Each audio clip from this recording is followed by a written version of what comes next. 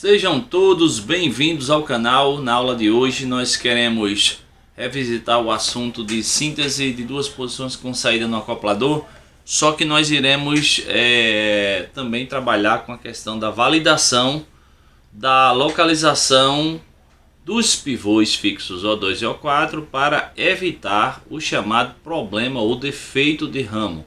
E eu vou explicar aqui dentro desta videoaula. Então eu já criei aqui esses elementos, o ponto C1, perceba C maiúsculo, né, nomenclatura de ponto, um underline, com as coordenadas 20 em X e 5 em Y.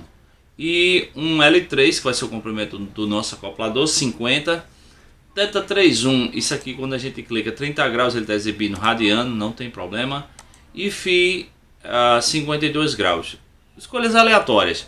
Então se eu ponho esse pontinho C aqui, eu posso construir, usando ele como ponto como centro, eu posso construir uma circunferência de raio L3. Para que eu faço isso? Porque eu vou querer encontrar, eu vou colocar como rotação desse comprimento 50 para o ângulo θ 31, que é na pose 1 do acoplador, construir essa pose com esses 30 graus de inclinação. Então vai ficar assim. Eu vou criar uma reta paralela ao ponto C1 com relação ao eixo X. Vou pedir uma interseção entre esses dois elementos, entre esse círculo e essa reta. Esse ponto aqui não tenho interesse, não vou exibir ele. E esse cara aqui eu vou rotacionar sobre essa reta aqui com relação a esse centro de rotação com o ângulo θ 31. Então vai ficar assim, eu venho na opção de ângulo com amplitude fixa. Aí ele vai dizer para mim, seleciona um ponto, um vértice e uma amplitude para o ângulo. Então vai ser B com relação a C1 e o ângulo vai ser o meu θ 31, né? Então θ 31. Por enquanto eu vou colocar aqui 45 graus, aí eu vou chegar aqui, vou procurar esse ponto B'. Então quando eu chego aqui em B', ele na definição ele diz que é B girado com relação ao ângulo com o centro C1, 45 graus. Então eu apago isso aqui, escrevo θ e coloco underline 31. Então tá lá o ponto B rotacionado 30 graus. Esse ângulo aqui não me interessa agora, eu vou deletar ele. O que acontece? Esse meu ponto que está escrito com B', vou em configurações, vou renomear ele para o meu ponto D1, D underline 1. Tá certo? Tá aqui. Esse cara eu não preciso ver. Essa reta de apoio eu não preciso vê-la. E esse ciclo eu não preciso ver. Professor, foi para que tudo isso mesmo? Isso aqui foi só para eu construir D1, C1, D1, a reta, um segmento CD com comprimento de 50 unidades que sejam. No caso aqui fica bem a calhar milímetros, mas poderia ser qualquer outra unidade, 50 unidades de comprimento. E eu agora vou criar o segmento de reta C1D1. C1D1 tem um comprimento de 50, porque ele foi construído em cima de um círculo de raio 50. Eu não preciso, eu posso renomear isso aqui, posso tirar o rótulo, mas isso aqui seria o meu segmento, o meu acoplador na posição 1, ok? Então, vou chegar aqui em D1, vou renomear ele, vou chamar, não, eu vou mudar só a cor. Os pontos de articulação em geral eu mantenho essa nomenclatura de ficar azulzinho, principalmente na posição 1. Então eu tenho o meu acoplador aqui na posição 1. Se eu quiser também eu posso reconfigurar o estilo visual desse cara para colocar essa corzinha azul. Eu coloco uma espessura 8 para não confundir com as linhas auxiliares, do traçado. Tá certo? Então tem aqui C1, D1 nessa posição. Agora tudo isso aqui que eu construí agora foi para construir esse cara. E eu vou querer que desse ângulo de 30 graus inicial da reta CD na pose 1, ela rotacione num ângulo φ de 52. Vai ser aqui, com esse ângulo φ eu vou construir a nossa matriz de rotação. Aí agora eu vou precisar também especificar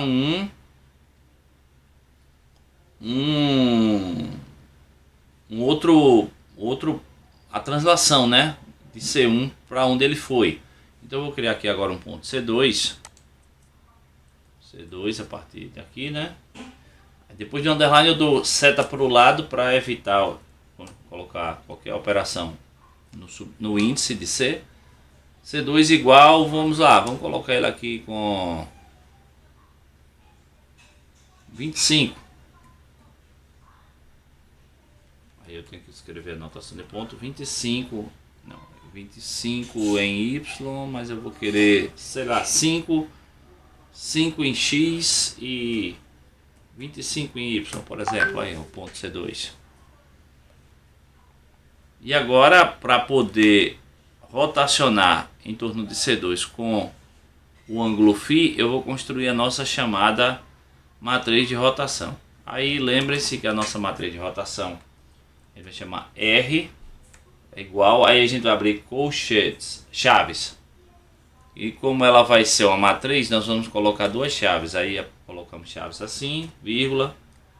Quando clicamos em chave, ele coloca outro par para a gente. Então, nessa primeira chaves aqui, vão ser os elementos da primeira linha da nossa matriz. E a matriz de rotação, conforme foi explicado já em sala de aula, e eu posso detalhar para vocês, esse vídeo vai para a playlist Mecanismos e GeoGebra. E eu tenho outra playlist que é Cinemática e Dinâmica dos Mecanismos, uma abordagem computacional interativa.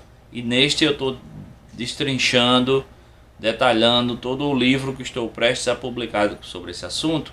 E lá eu vou aprofundar, o próximo vídeo dessa playlist será sobre fundamentação no R2 de vetores, álgebra linear, e utilizando GeoGebra, utilizando Python, e eu vou explicar também a matemática, tá certo? Então lá eu vou aprofundar esse conceito sobre a matriz de rotação. Pois bem, ela é cosseno de φ, é o elemento da primeira linha da primeira coluna, menos seno φ é o elemento da primeira linha da segunda coluna. Aí eu vou agora aqui para a próxima chave. E aqui nós vamos ter seno φ como sendo o elemento da segunda linha, primeira coluna, vírgula, cosseno φ como o elemento da segunda linha, segunda coluna. Damos um enter e está aqui. Essa é a chamada matriz de rotação, quando o ângulo φ, ele é considerado a rotação de um segmento no sentido anti-horário. Isso aqui faz parte da transformação linear chamada transformação rígida no R2. É uma transformação linear que aplica rotação e translação. Então, em geral, nós vamos ter essa matriz de rotação aqui. E um vetor de translação que daqui a pouco vamos definir. E igual a C2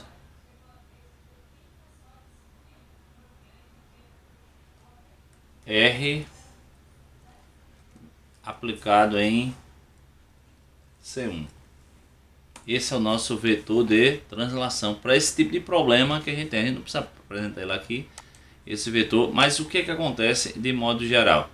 Eu tenho que C2, ele é quando eu passo esse RC1 para o lado lá, ele é a rotação, a matriz de rotação aplicada a C1 para rotacionar C1 em torno do centro de referência do nosso sistema cartesiano aqui, né, do nosso plano R2, do meu referencial, adicionado da translação T. Então eu posso calcular T, eu sabendo dois pontos e o ângulo de rotação que define essa matriz R, eu posso calcular T invertendo. T fica então igual a C2, passo o RC1 do lado de cá, né?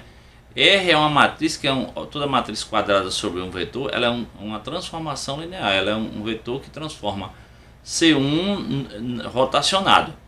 Juntamente com T, eu transformo o vetor C1 no vetor C2. C1 seria o vetor saindo da origem para o ponto C1 e C2 o vetor saindo da origem para o ponto C2. Tá certo? Então desta forma agora eu posso calcular D2.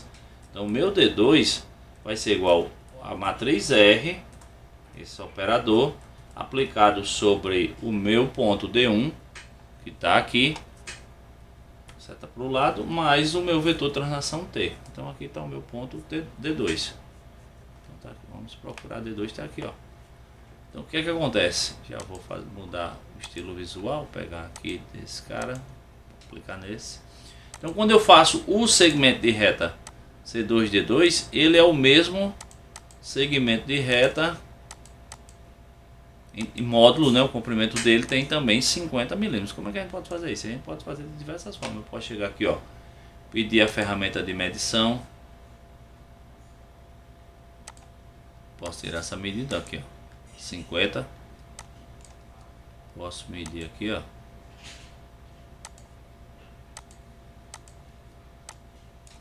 Percebam? Igual.